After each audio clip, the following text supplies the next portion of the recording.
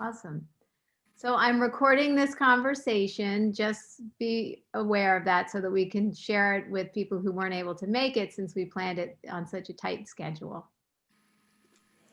And we are still waiting for Melissa Bramble from DOMUS to pop in. Amy, do you think we should get started without her? Sure, I think we can, because I can give you a little bit of an overview of what has been happening at DOMUS in the last year. And then when Melissa joins us, she can speak specifically to the food drive for Thanksgiving and then our activities for Christmas. How does that sound? Amy, will you give us also just an overview of DOMUS, because I think we might get more people who haven't actually even been exposed in terms of the listening. Sure. Thanks. So I can, I'll be happy to. And just to let you know that DOMUS is an organization in Stamford, Connecticut, that serves about 1,000 youth a year. And their mission statement is to build loving relationships with young people facing adversity, empowering them to pursue their path to self-sufficiency. And they target youth age 12 to 25 from Stamford who are either disengaged or disconnected. So disengaged is they're disengaged from school primarily, meaning their attendance at school is not great. And they often have lots of reasons for that. And also they have been arrested, they've been excluded, suspended, have various traumas in their backgrounds. And then we also work a lot with disconnected youth who often are older, who have juvenile justice involvement. They may be working in one of our programs to help them try to avoid gang violence and a criminal record, or they may actually be people who we have come to know in the prison system in Connecticut, but who will be returning to Stamford. And then once they return back to Stamford, they actually know people in Stamford who can help connect them to local resources and try to help them get on a path to finding a job or getting back to school or whatever their needs are. So in the last year, DOMUS has actually done a deep dive and done a lot of self-examination and did take some very difficult steps of closing some programs, including closing their founding program, which was a residential group home for homeless boys called DOMUS House. And that was closed because the state and actually across the country, there has been a move to get away from congregate care and to have homeless children in the care of the Department of Children and Families go to foster families. And so DOMUS was finding that there were very, very few referrals and it was not a viable model to continue anymore. So that was a very difficult decision to make, but that residential home was closed. And then over the last 2 years, we actually closed Trailblazers Academy, which was a charter middle school, and Stamford Academy, which was a charter high school for kids who were the most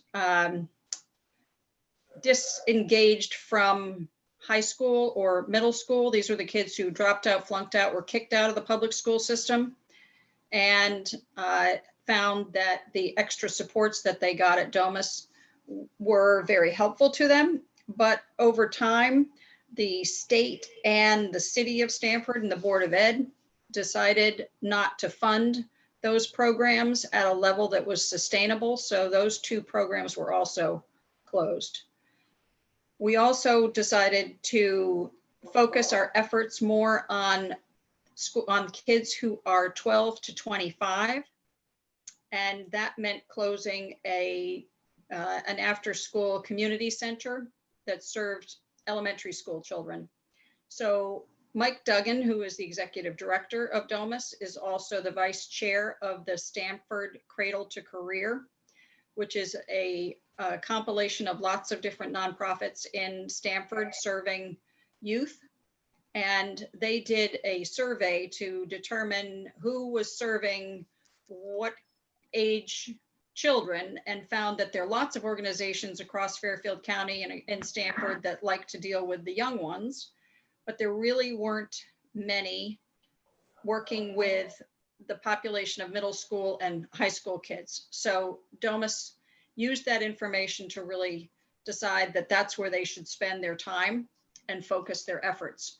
So over the last year, DOMUS has gone from an organization of a $10.7 million budget down to a budget this year of about 7.6 million. And they will this year serve about 950 youth. So it's a similar number, just a little bit less than what they have done in the past, but it's a more focused effort with school engagement programs and workforce development. So that's been a big effort over the last year. And we've gotten to the point now where we feel like we've done all the closures that we need to do, and we're in very good financial footing going forward. So an additional thing that happened this year as a result of the killing of George Floyd is that DOMUS has been very involved in racial equity issues in Stamford for well over a decade. And they have had, there are some people on our staff who have done trainings for organizations across Stamford and Fairfield County in this area. And because of that, they were asked to take a lead role to create something called Stamford Stands Against Racism, which was a document that was prepared talking about goals that these organizations have for racial equity. And they are working together as a collective, but also each one of these organizations individually has decided to take certain steps that they will take before the end of the year to change practices that they may have internally. And it's just kind of a self-awareness. So that's also been a big effort. As you might imagine, since COVID started in March, there has been there was a pretty immediate move to transitioning all of the programs to the virtual world and distance learning. And at the same time, we were finding that a lot of the families that DOMUS serves were telling staff members that they were really, really struggling to be able to put food on the table, to pay their bills. And so DOMUS, and led in large part by Melissa Bramble, decided to start collecting food, purchasing food, assembling food bags, and then having certain staff people deliver these bags of food to these families. So Melissa is just coming in. I'm sorry, Okay. I guess the link I sent her wasn't perfect, but the second Okay. time. Melissa, can you See, hear us? it actually wasn't on the new email that came out at 7:30. Right, it's the same link that since I'd sent it earlier, yeah. Okay. Yeah, Sorry about somehow it assigned a different meeting number. So I gave her the new meeting number. She's all set. Thanks. Yes, Oh. I'm here. Gotcha. Okay, Yes, thanks, there's Melissa. Sorry So- about that.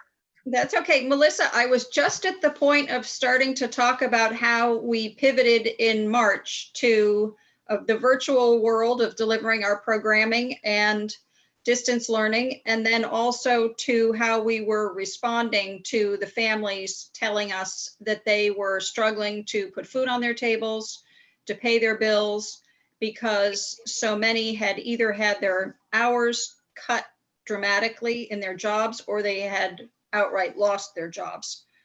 So this might be a great time, because I was mentioning that you were very much responsible for those efforts and getting the food collected and So it might be a perfect time for you to step in and just talk about that. Sure. So, yes, we had approximately 250 families around there a week receiving food for just under 5 months. So weekly, we were getting food from as many sources as we could.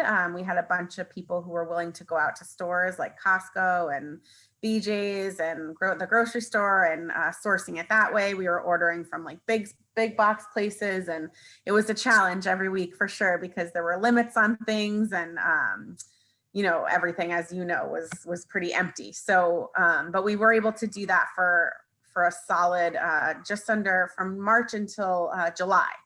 And we also would include a gift card each week, either to Target or to ShopRite for people to get their own things. And then we also included like hygiene products because that was a big need for people, like soap and shampoo and lotion and deodorant. And then some weeks when we could, we would include things like masks and hand sanitizer or toilet paper or things that we were able to secure less consistently. We would do whenever we could. But it was really helpful for families. Families were so grateful. They were very much in need. And while a lot of our families have gotten back to work in some capacity, not all of them, but many of them, they're still trying to make up for months and months and months of no income, because unfortunately they don't work at jobs that necessarily allow them to work from home. So when they don't go to work, it means they don't make any money. So, this holiday, as much as ever, people are really in need, and we're trying to fill that need, still being in very uncertain and difficult times and having to do things very differently. Melissa, are you actually delivering food each week to families, or do they come pick it up typically? And So what happens? we're not doing weekly food anymore. We stopped in July and shifted from that to running a summer camp from July through August for kids of parents who were starting to go back to work and they needed childcare. But when we were having the food weekly, it was a mix. We were delivering a lot of it and a lot of people were picking up. So there was like a designated day each week that people would pick up between the hours of like 9 and 2, and then the deliveries would be made then as well. And every bag got tagged with the family's name and how many kids, and that's how we loaded the bags based on how many people were in the family. So let's transfer then to how you handle the Thanksgiving food drive that we're participating in. Yep. So it's pretty much the same thing. So we're giving families the option of either a regular like staple grocery bag, which typically in the past, as you know, we've only done that because people have said they're really all set for a holiday meal because they go elsewhere. But this year, with things being how they are, people aren't always going to family members. They might be staying home where they weren't staying home before. So that's why we're offering a choice between typical groceries or a Thanksgiving meal bag. And it will be the same thing where parents can either come and pick it up next week, or we will deliver the people who can't come and pick it up. Okay. Terrific. Melissa, do you have a sense for how many families that will be? Because I know in the past, when we've done the pantry, many families have been served, but is it going to be the 250 or more? Do you anticipate more families? Sure. So we're right now we're at 250. We're trying to cut it off, entering data by tomorrow, just so we have enough time to make sure we have enough food. So I would guess that it very well might go to just over 300 around there. Okay, and those will all be individual sets of bags for the families. Exactly. And Yep. will you have a sense of how many there are in terms of what you need for like Thanksgiving bags versus the regular bags? Yeah, so right now it's actually almost evenly split, slightly higher with grocery versus Thanksgiving, but it's probably like a 60-40. And I know in our appeal, Torrance put in a note about what we're asking people to donate, but can you talk a little bit about what's most helpful and for the different bags and how to think about that for people who are trying to put together donations? Sure. So I think for the, the typical grocery bag, I think it's very much thinking about kids being home from school, half day Wednesday, then Thursday, Friday, and that weekend.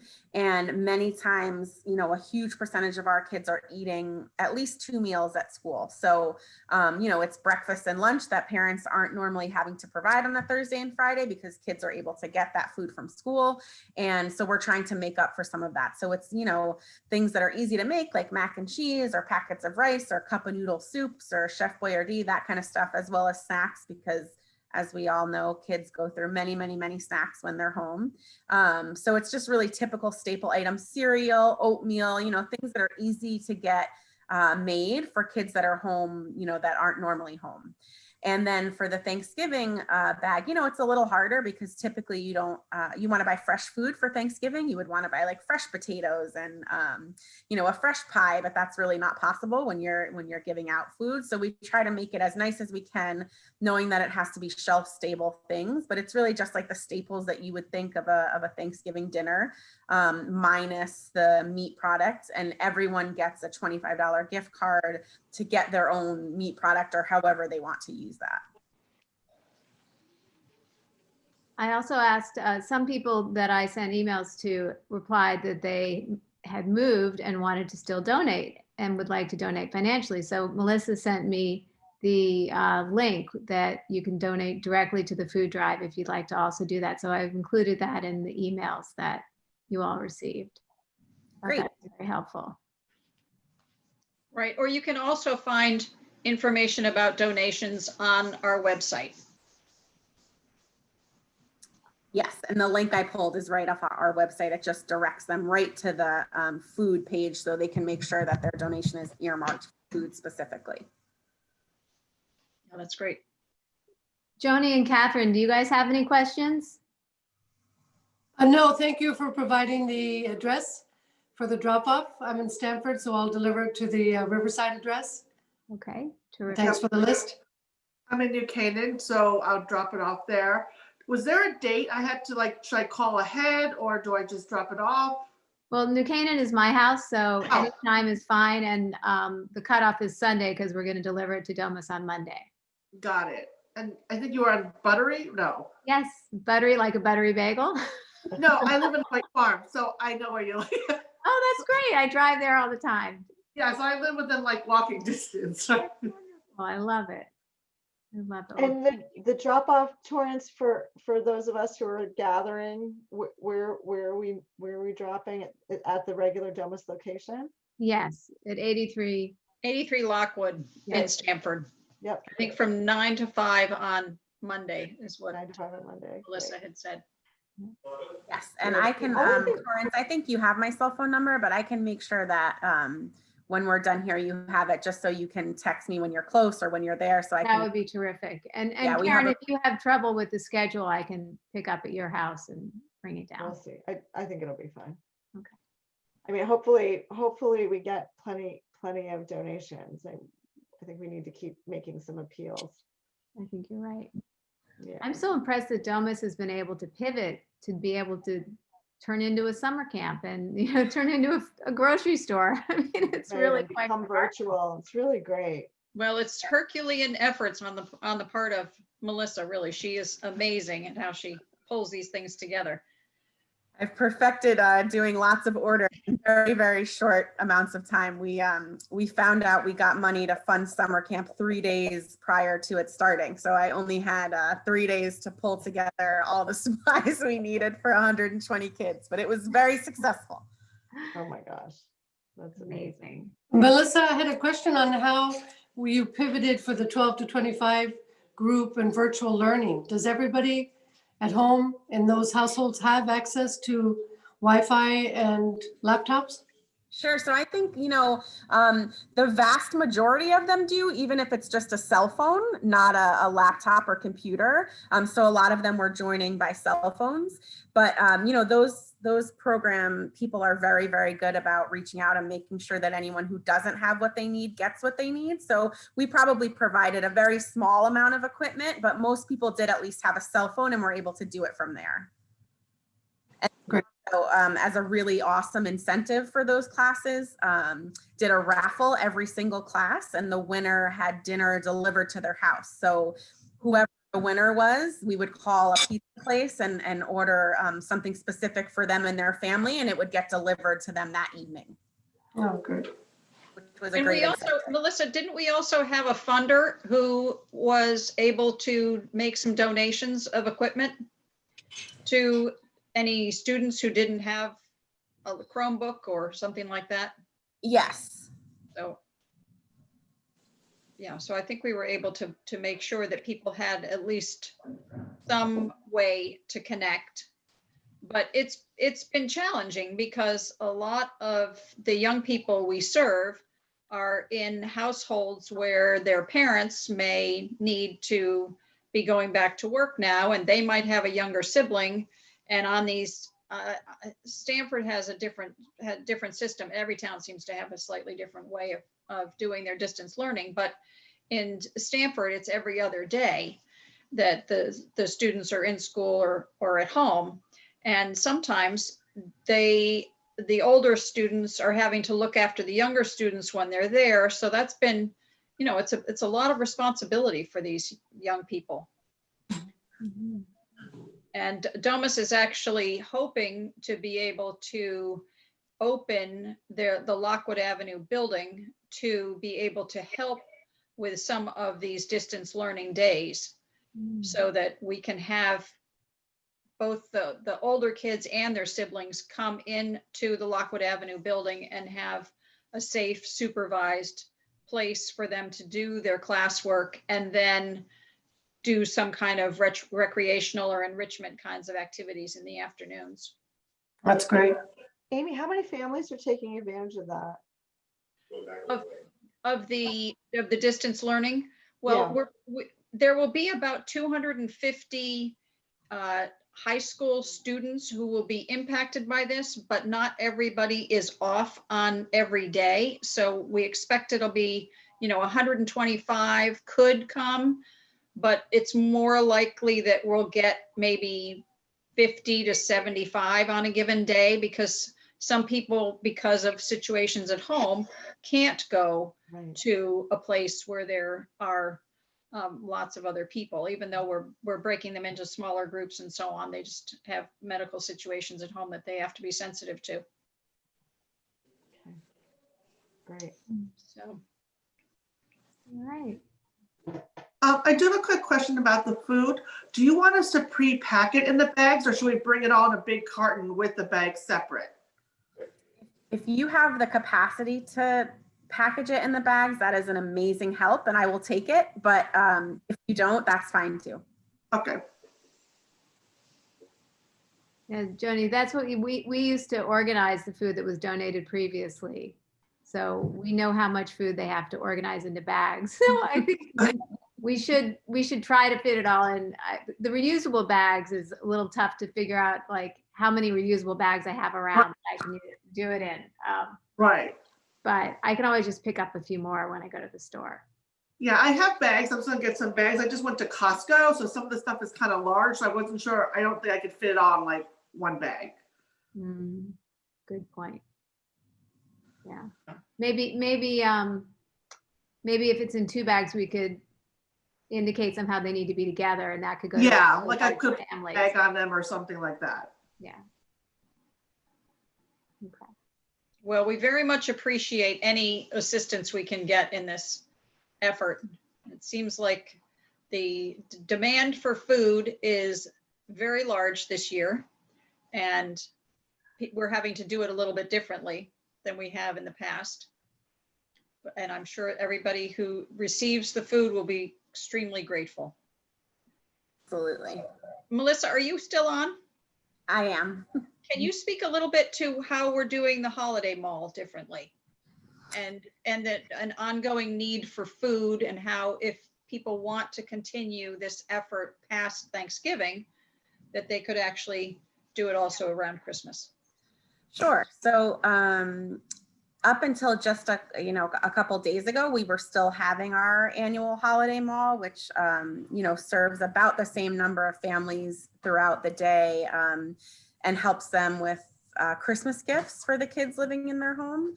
But just in the past couple of days, we really had to pivot and make a decision to not have that this year with the rising cases, and just being concerned about how to do that safely for the families, for our employees, for volunteers. So because of that, we are going to do gift cards for all of our families this year, which is harder in a lot of ways. It's a much harder sell for donors to donate gift cards than dolls and toys and things that make you feel good to buy. So it's a challenge to get people to want to donate to that effort. Also a challenge because, again, we have to coordinate either delivering them out to people or having people pick them up, and have to do it also by how many kids are in a family, because we wouldn't be giving the same amount of money to a 1-child family to a 4-child family. And additionally, we'll go through this entire process with food again for the Christmas holiday. For then it will just be groceries, because kids will be home. I think it's 8 school days that kids are home as opposed to being in school. So then again, it's all those meals where kids are typically eating at school that they'll be at home. So it'll be a slightly larger bag of groceries, but it'll be the same initiative happening for that time. Okay. Well, we will, I can send out an email, at the conclusion of this food drive about your next opportunity to donate. I'm sure people would be interested in supporting Domus then too. So Thank you. thank you for your information and all your hard work for Domus. I want to be respectful of our 8:30 cutoff. So I think it's time to say thank you and goodbye. And if you have any other questions, let's email. Would anybody else like to sign off? Amy or Melissa? No, I think I want to just thank you all very much. I've said this to you many, many times, but this whole initiative and work really couldn't happen without your group. And I've grown very, very dependent on not only the donations, but the work that you guys have done to organize and make it go very smoothly. So I'm very, very grateful. I'm sad to not have you guys here in a typical fashion this year, but I'm really grateful that you're willing to pivot and still try and make it work and help us out. Thank you. Yeah, this is the 8th year working together, which Amazing. Yes. so happy. Thank we're you. getting better at it, Torrance, aren't we? Yeah. We are, and we're pivoting too. So terrific. Thank you, everyone. And thank you, Olivia, from the alumni. It's not alumni affairs anymore. What is the alumni office called? Engagement, alumni engagement. That's more appropriate, isn't it? Alumni engagement. Thank you so much. Thank you for organizing this, Torrance. Thank you, Absolutely. Torrance. Thank you. Great to see everybody. Good to Good see night, you all. everyone. Thank you. Thank you. Thanks. Okay, bye. Thank you. Bye. Bye-bye.